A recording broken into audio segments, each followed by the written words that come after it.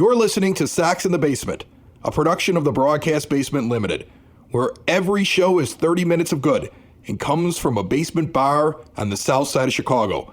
Pull up a stool, pour a cold one, and join us right now for Sox in the Basement.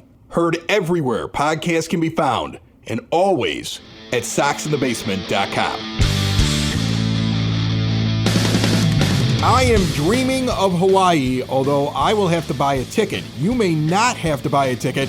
Get into Cork and Carry at the park in the shadow of the ballpark at 33rd and Princeton for your free entry, and you may be headed to Hawaii. The drawing is on March the 17th. You can also register at the original location at 106th and Western. And remember, that is your home base for White Sox pregame, postgame, and viewing parties with an award-winning menu of burgers and ballpark favorites and a very extensive bar, great indoor-outdoor seating. It's where I bring the kids before a game. It's where I bring my friends before the game. It's where I meet new friends. Cork and Carry at the park.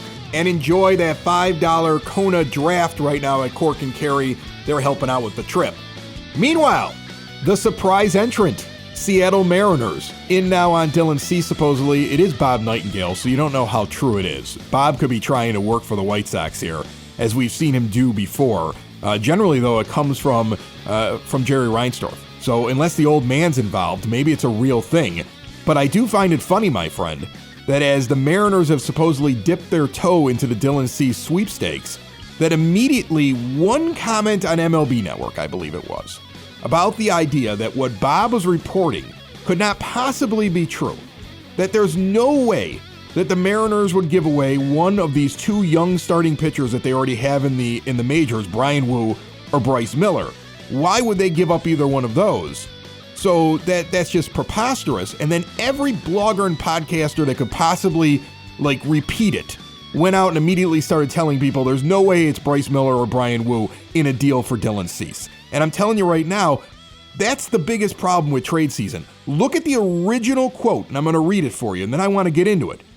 The Seattle Mariners have quietly entered trade talks with the Chicago White Sox for ace Dylan Cease, with the White Sox seeking a package centered around young starter Bryce Miller or Brian Wu. And it makes perfect sense, Bob Nightingale goes on to say, that they would get one of them because with Cease added to that rotation, you would see one of the most powerful starting rotations in baseball with Luis Castillo, Dylan Cease, Logan Gilbert, and George Kirby. Three of those four are on my fantasy baseball dynasty team. I just noticed that. Castillo, Cease, and Kirby are all on my team. You're going to be up to your eyeballs in Mariners. Up to my eyeballs in Mariners pitching, trying to win another championship in our league. But if you have those four guys and one of Miller or Wu, the Mariners would be happy to make that move because it's an upgrade over Miller or Wu in their rotation, bringing Cease in for the next 2 years. And if they're looking to actually compete, it makes perfect sense for them to move on from one of those guys. And I would say you get one of them, plus you're adding in an infielder. They've got a couple of nice prospects that are probably a couple years away that could play middle infield in Cole Young or Colt Emerson, and throw in Emerson Hancock and let's call it a deal. I like it. I like it a lot. And I think that's realistic too. Hancock's 24 years old at this point. He's a guy that they have never had a lot of confidence in. He's got all kinds of question marks. So he'd be somebody I'd be knocking on the door for because he does have potential and he's not the centerpiece. He's the potential you want to bring back.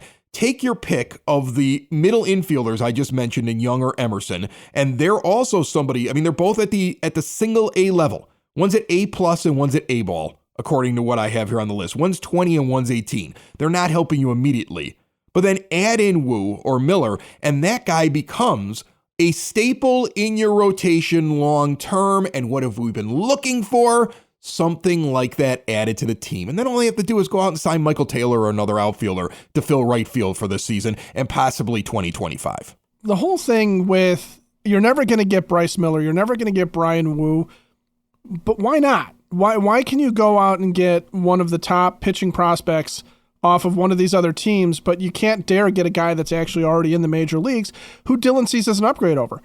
And the thing is that Bryce Miller has a world of potential. Okay, he's got a great arm, but the secondary stuff isn't quite there. The command is not quite there. he will be one day either a beast or he will be what he is right now. Okay. And that he's got a high ceiling. Brian Woo's ceiling is a little lower than Bryce Miller's. In fact, Brian Woo, under Fangraphs projections, say that they think that long-term he's probably a mid-rotation guy. He was a half WAR. He was a half B-WAR last year. People are acting like he's an impossible asking price. Now, on the other hand, he's my kind of pitcher, Ed. Like, he's my kind of pitcher. Which one, Woo or Miller? Well, Woo is my kind of like go and grab a guy that has potential that nobody sees yet kind of guy. Like, I want Miller. Okay, don't get me wrong. But Woo's a guy with a whip in his first, 18 games in the majors of 1.209. I don't worry about the ERA of 4.21. I say that guy right there, that guy I want to see in my rotation long term. Here's the thing to consider about that too. You're putting Brian Woo's whip up there, okay? And what he did, the other thing, and I spent some time reading Fangraphs about these guys for this very reason, is one of the things that Woo did last year when he was forced into being a part of the rotation because they had some injury issues. They weren't expecting Brian Woo to come up last year and contribute. When he did, he's so early in his development yet that he used his fastball 75% of the time. That's like bullpen guy numbers. But here's Brian Woo doing that in the starting rotation, doing it effectively, doing it for a team that still had some aspirations of making the playoffs and was trying to compete. I mean, this is not a team that was rolling over and dying by any stretch of the imagination. And he puts together a 4.21 ERA, which is pretty respectable over 87 innings. Like you said, his whip of 1.209. That's a good whip. Yeah, right out of the gate in the majors to do that. And Miller had a 1.14 or something like that. He pitched 131 innings. Like, look, if you get either one of these guys, you're excited because of the control and the potential and that Brian Bannister gets to them. And like you're talking about with Woo, he was relying on being fastball heavy. He gets some work in and they see something else they can develop with him, the arrow points up with him. Like, and that's the thing. And exactly. I think White Sox fans are they're predisposed to the idea that they're just not going to get what something's worth. They're not going to get the deal that they want. They immediately, they latch on to one naysayer saying, why would they get Woo? Why would they get Miller? And it's like a cancer. They immediately go, well, yeah, we'll never get one of those guys. This is going to be a long-term thing. Folks, they've been holding out on Dylan Cease because they don't want it to be long-term. This deal would have been done 3 months ago if they just wanted to grab a bunch of prospects that you had to wait 3 years on. This deal would be done right now. They're asking for the top-level guys ready to play Major League Baseball from the Orioles. That's why the Orioles deal is not done. They asked for that from the Yankees. That's why it's not done. They asked for that from the Reds. That's why it didn't get done. Why would they now just look at the Mariners and say, yeah, give us some guys that are 3-year, 4-year projects? We've watched all offseason long what the asking price is. They're not going to suddenly say, okay, it didn't work what we wanted, so we're just going to go to the Mariners and take garbage because we feel bad about ourselves as White Sox fans? Let's try to feel a little bit better about what we have here in Dylan Cease and what the asking price is instead of constantly thinking that we're going to get ripped off. I know it's been a hard last couple of years, but I mean, seriously, like the complex that Sox fans have where they hear this news and they go, yeah, there's no way we're getting one of those guys. That's crazy to me, Ed. And again, too, the whole offseason has been, we're talking about this Reds deal where, the guys that were listed as being guys that Chris Getz was going after were not guys that were going to help them necessarily in 24 and were maybe going to help them in 25. And then we're talking about, an Orioles team that has the ability to give them guys that are going to help them this year, but they're asking for players that frankly are not finished products from the Orioles either. Okay. None of them were really proven products that we're talking about. Heston Kjerstad is a guy that might still just be a platoon guy. Okay. I mean, there's some questions about the game, and there's always going to be questions when you're getting prospects. But the idea that Chris Getz might be more intrigued by sitting there saying, all right, if I can build a package around Dylan Cease to get Bryce Miller and some other players. Okay. And there might be some of Chris Getz, instead of being the guy that's waiting back for Jerry DiPoto to come to him and say, give me Dylan Cease, I'll give you what you want. He's also sitting there going, yeah, but I want this guy. Okay. So does 2 years of Dylan Cease make sense for the Mariners over a lot of control of Bryce Miller? Yes, because the Mariners are in win now mode. And it makes sense for them to do that over Brian Woo, who, if he's not if he regresses in his development this year for the Mariners, is a disaster at the back end of the rotation. It makes sense for Emerson Hancock to be traded, even though he's got a high profile, because he's got wicked stuff, but hasn't been able to figure out how to use it yet, and had a turn in the bullpen last year that wasn't exactly great, and it's not what the Mariners want to do with him. Does it make sense for the Orioles to put their top pitching prospect in a deal for Dylan Cease when that saps their ability to have some sort of depth? Does it make sense for the Orioles to sit there and say, we're going to give you Jordan Westburg or Colton Cowser, who are our top prospects, or Connor Norby, or any of these other guys? Does it make sense for the Reds to give up some of their top prospects as opposed to guys that could help now? And we never heard that the Reds were really serious about trading one of their infielders other than Jonathan India. Well, he's not good enough. Right. I love that. I love the last regime would have taken Jonathan India. Oh, they would have. Wouldn't they have? They would have seen the name. They would have talked about the fact that he had a great rookie season, and they would have fed you Jonathan India, and he would have been all over the promotional materials. They would have done it. Like, I love that he's sitting there and he's holding these guys at a fire. And I love the fact that DePoto is now involved with the Mariners. Like, this is a wheeler dealer. This is a guy who wants to make a deal. This is a guy who was sitting there watching this happen and saw the Orioles basically say, we're too cheap with our prospect. We would rather prospect hoard and money hoard. So they're never winning anything, by the way. Okay. If I'm an Orioles fan, I'm disgusted, because if you're not going to spend money and you're not going to use your capital that you have in your system to get your team to a level where they can compete, you will always fall short. If I'm an Orioles fan, I'm pulling my hair out over this offseason. What a joke of an organization that's handled this entire thing so poorly. You know, either you go out and you spend money because you want to hold on to your prospects, or if you can't spend the money, you use the capital you built in those prospects. They want the best of all worlds and just think they should get what they want because they're asking for it. And good on Chris Getz for saying, no, that's ridiculous.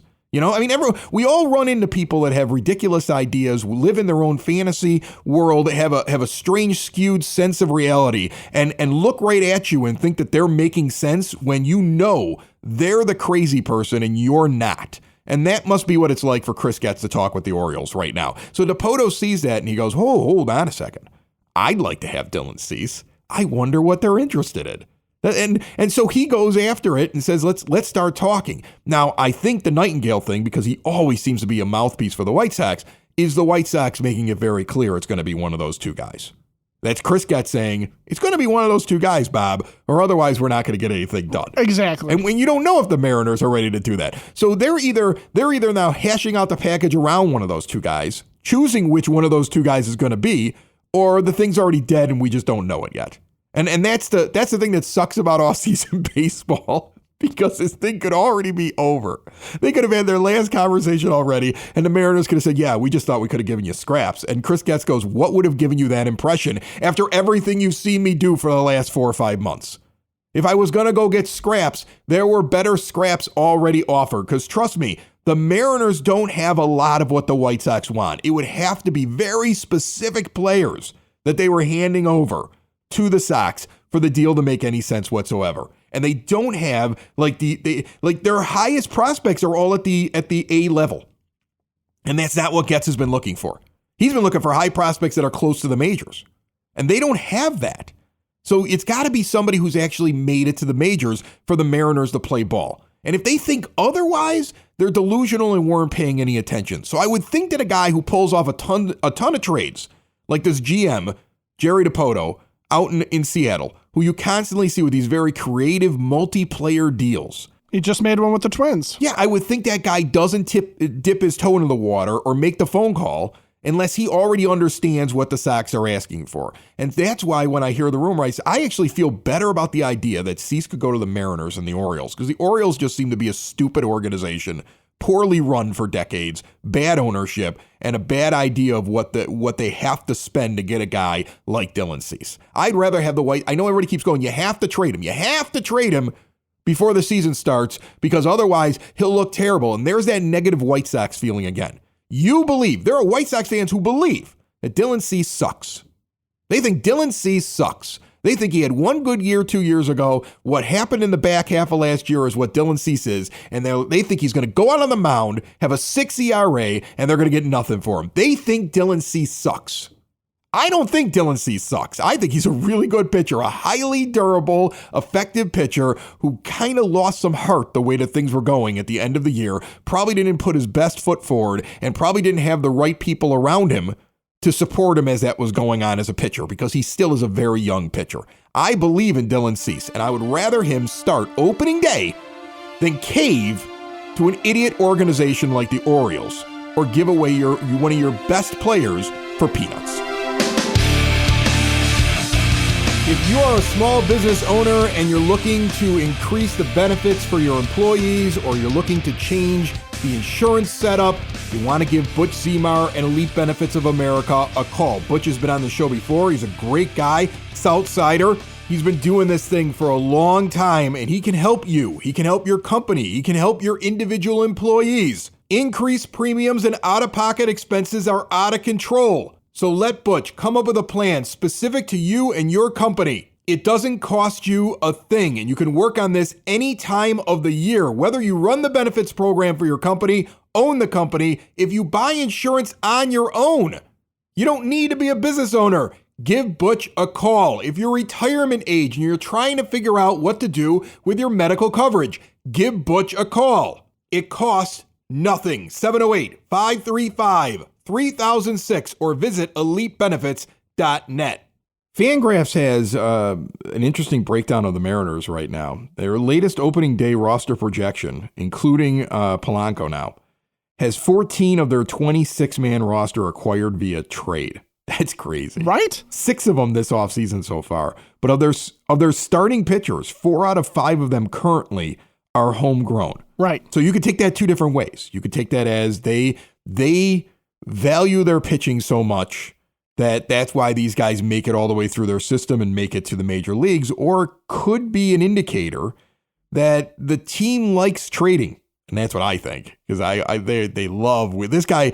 This guy runs his baseball team like somebody runs their fantasy team, football, baseball, whatever. Like that. This guy loves trading. He gets up and he goes, man, I haven't done anything in a week. Who can I trade? He's got to be looking at that rotation going, man, I can bolster that rotation now. Now I can go do that. What do I got to move to go do it? I really think the Mariners are a serious trade partner for the White Sox, and I think that's cool. It's something to watch. I know we're all sitting around, though, again, waiting on whether or not Dylan Cease is going to get moved, and I'm okay with him starting the season. I have come to the realization that the only thing that upsets you, the only thing that motivates you to want to get Dylan Cease off this roster before the season begins is fear.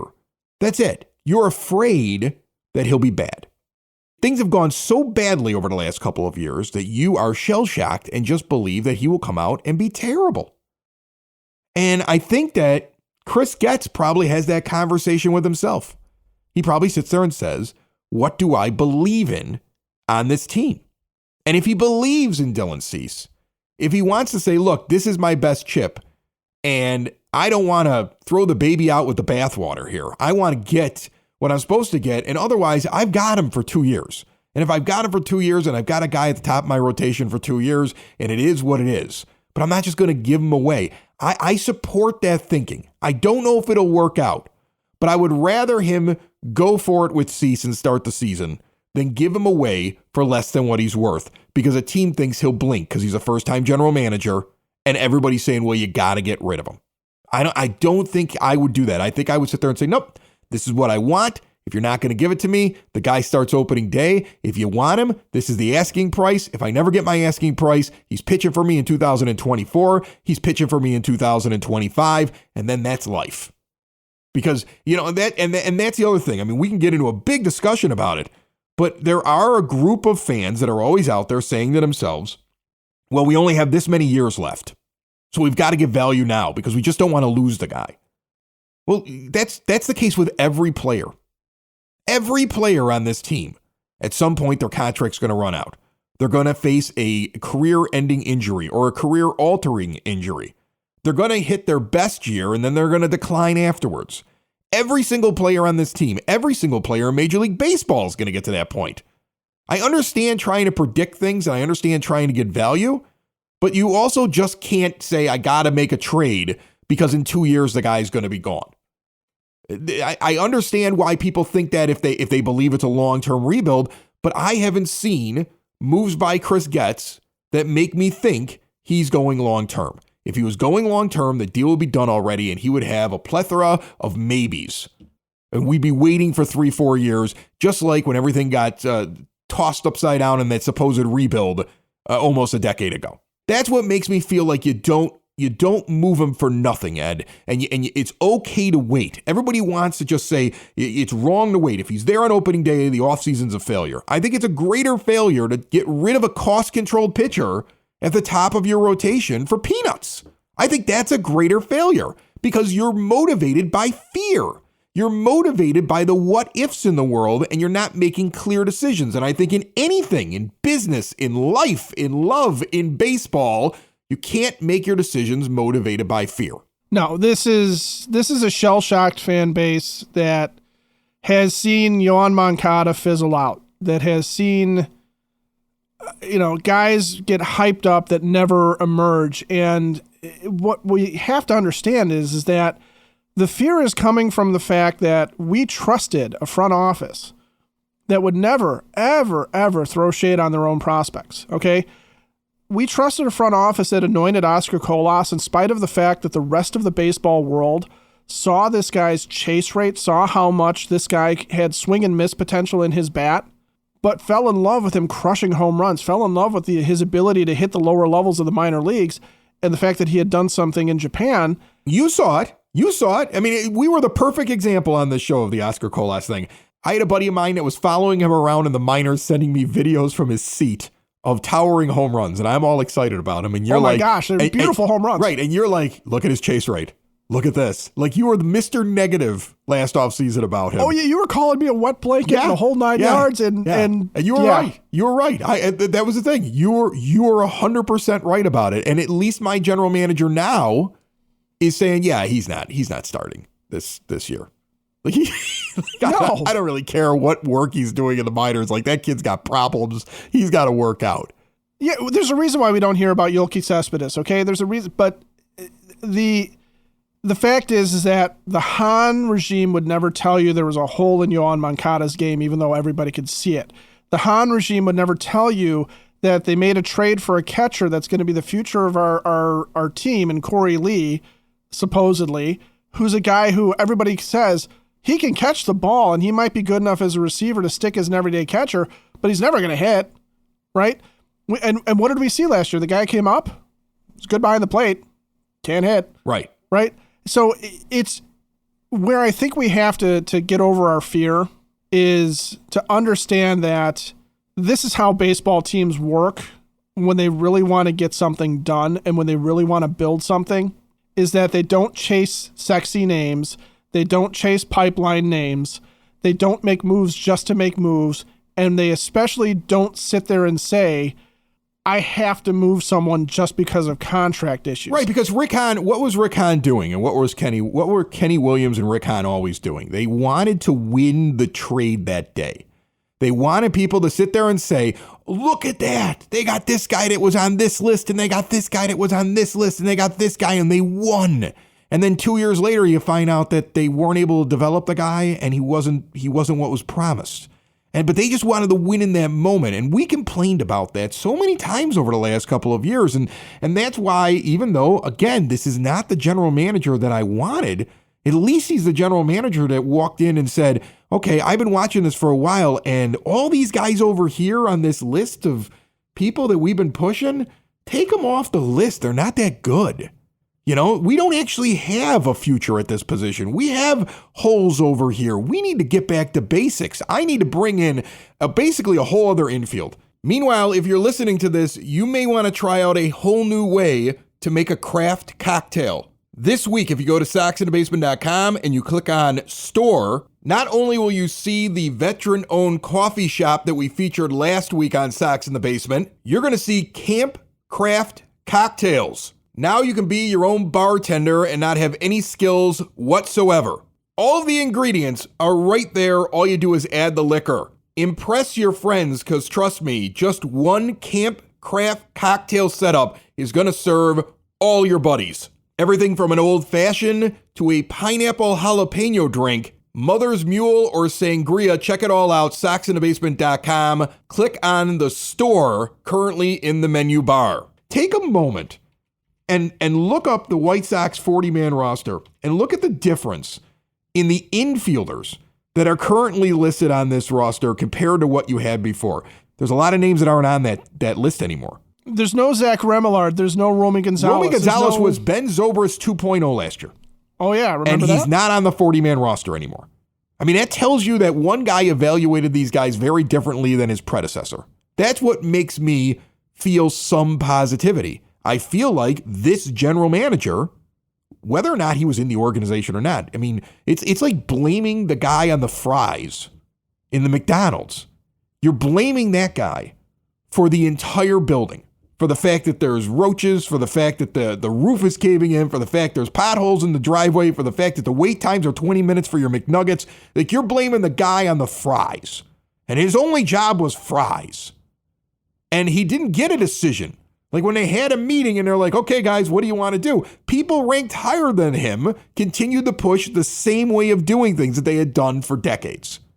And they left. And he goes, I need to clear a lot of the garbage out. I'm firing the guy over there that's on the burgers. I'm getting rid of the Filet-O-Fish dude. The guy who's paving the driveway, we're bringing in a new one. We got to fix this roof here. And everybody's sitting there going, but hold on a second. You need to add more items to the menu. And he's like, first I have to fix the roof and the parking lot. First, I have to address the staffing issues that we have at the restaurant. And people are upset because they don't have a brand new McFlurry item. That's what's going on here. Okay? Right. I know that the crazy analogy that I just came up with sitting at a bar, so I don't even know if it makes any sense.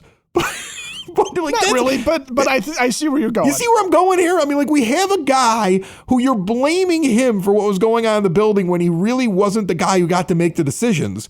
And now he's looking at what was happening in the building over years and saying, I'm going to do it differently, and I'm going to change all this personnel, change what we're doing, and I'm going to value players in a different way than what we were valuing them at before. And I'm going to trade in a different way, and I'm going to build in a different way. And you got to give me a moment. And you know, it's been such a rough couple of years, I think Sox fans don't want to give him that time. Now, on the other hand, I'm not running off the White Sox prom. Like, I'm not gonna sit there in the stadium and spend a bunch of money because the owner is terrible. He should have been quicker to get rid of the last regime, and he's too cheap to sign the right players, so he puts his general manager behind the eight ball in a lot of ways.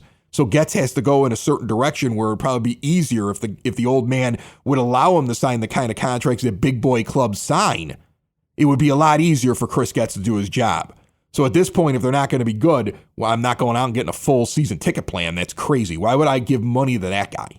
All right. But you can be positive about the idea that Getz is trying to evaluate things differently, that there's at least hope, right? There's hope.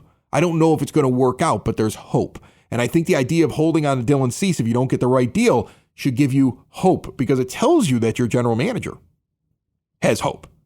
Tells you that he's saying, this is what I believe this guy's worth. I'm not budging on it. This is what I think we need to do to build this team. And I'm going to go in a little bit of a different direction than the guys were doing it before. That's all positive stuff. It'd be a lot worse if Chris Getz was doing the same thing. If Chris Getz moved Dylan Cease for a couple of guys on a prospect list already, and we were looking at a multi-year rebuild because of what he got back, and we were evaluating players in the same way, and Elvis Andrus was already penciled in as being your infielder, and you weren't making any moves that changed what the makeup of the team was, and he really didn't change anything internally with the team, I'd be more upset. Then I'd be negative. Then I'd have fear. That would be the fear, right? That would be the fear. That was the fear when he got hired, is what was going to happen. Your fear was that it was just going to be more of the same. And it hasn't been that. So I got to give the guy a chance. If he fails, he fails. But I got to give the guy a chance. And that's who I'm giving a chance to. I'm giving a chance to him. Like, if I was thinking to myself, I saw that thing that they had at the Field Museum, the White Sox prom, the non-Sox Fest, Sox Fest, the Sox Fest with the season ticket holders, the full season ticket holders. Right, the least likely people Sox to be Fest. angry with you, right? Like, I know full season ticket holders are angry. I know that. I'm not saying that they're not. But they're also spending money, so they're not quite as angry as those people who are out there sitting there going, I'm not spending a dime. If you're investing money still, though, you still have hope, right? You are less likely to boo everybody that comes up to a microphone. That, you're more likely to take a picture with the manager, the wide-eyed manager of the Chicago White Sox, who just looks so uncomfortable in every picture I saw from White Sox prom, right? You're applauding when they say Sox Fest is coming back instead of screaming about time and insulting them while they're announcing it, because that's the fan base they wanted to ease in with, and then they announced the Sox Fest is coming back in a year. That's a level of hope I'm not ready for yet, right? But I was thinking to the idea of, like, if I was at White Sox prom, who would I have taken a picture with? Because I think there are certain people that I wouldn't even want my face next to.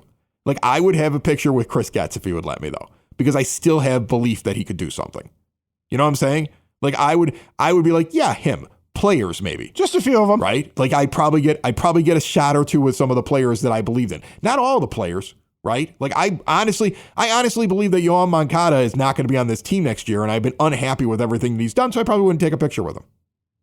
I probably would. There are certain people I'd be like, that's nice. Hey, how are you? Nice to meet you. You want a picture? Nah, I'm good. No, thanks. Nah, I'm good. Like, I'm fine. Like, I know there are people that, like, they need that, right? They become starstruck and things like that. I've never been that kind of guy. So I'd be kind of like, we're good. You sure you want a picture? Yeah, you won't be on a team of the year. No. I'd be very Larry David about the whole thing. I'd kind of make a face. I'd be like, you're not going to be here in a year. And kind of wave at him and push him away. I listed your jersey on eBay already. Right. I have no interest. Like, I've always had a rule that I won't buy a jersey of a guy unless I truly believe in him. Right. And that I think he's signed for multiple years because I never trusted the owner. Like, that's always how I've done it. And the funny thing is, I have a Moncada jersey, but it was given to me as a gift by somebody who knew I was a White Sox fan, who was an in-law at the time, and just kind of picked a White Sox jersey and gave it to me. Didn't know anything about baseball. And I was like, this is nice. I'll wear it every once in a while. But I wouldn't have gone out and bought it because I never really had the faith in him that he was going to be what was jersey worthy to me. That, like, my jerseys are jersey worthy. There are other people who won't buy any jerseys because they're like, I don't wear anything with some other guy's name on his back. That's what children do. Those are people who just hate fun. Right? Yeah, I'm a little afraid of those people. The people who just hate fun. That's what they say. But, like, to me, it had to be somebody of meaning, right? Like, I have a Burley jersey. I have a Pierzynski jersey that's a road jersey replica of what he was wearing when they won the World Series, because I wanted one jersey with the patch, not the championship patch. The one that they were wearing when they were in the World Series. And I was like, if there was one guy who I wanted his jersey because he was celebrating on the field at the moment that the last pitch was thrown, and he was such the story of the playoffs, it has to be AJ, has to be a road jersey because that's what they were wearing. So I went and I got the road jersey, right? And then the only other jersey that I have requested, probably in the last 10 years, is the Luis Robert Jr. jersey. And I don't have Jr. on it because he was just Robert when I got the jersey. But I wanted a Luis Robert Jr. jersey because he is here long-term, an absolute superstar, and I believe in him. I would get a picture with him. I would let him hold me like a baby in the picture too. Well, yeah, of course. It goes without saying. I want to sit on his lap like he's Santa Claus. Yes, like Santa Claus. That's what I want to. Santa Robert Jr., can you please give me a winning season? Can you hit 300 with 45 bombs, please? Please. Santa Robert Jr., please. Like, I would sit in his lap, right? There's a difference in who I would want a picture with and who I wouldn't. But I would get a picture with Chris Getz because I believe that he's got a different vision than the guys that were there beforehand. And until he proves that otherwise, I'm going to give him the benefit of the doubt. Even if that means that people are going to sit there and say that I'm going to be unhappy with me because they're always angry. I think if you've listened to this show for the last almost 6 years, you know that I will go after everybody in that organization who I think is garbage. The fact he's holding out on Cease makes me believe a little bit more in him because it's not what Rick Hahn and Kenny Williams would do. Sox in the basement. Sox in the basement. Sox in the basement. Sox in the Basement. Heard everywhere podcasts can be found, and always on soxinthebasement.com.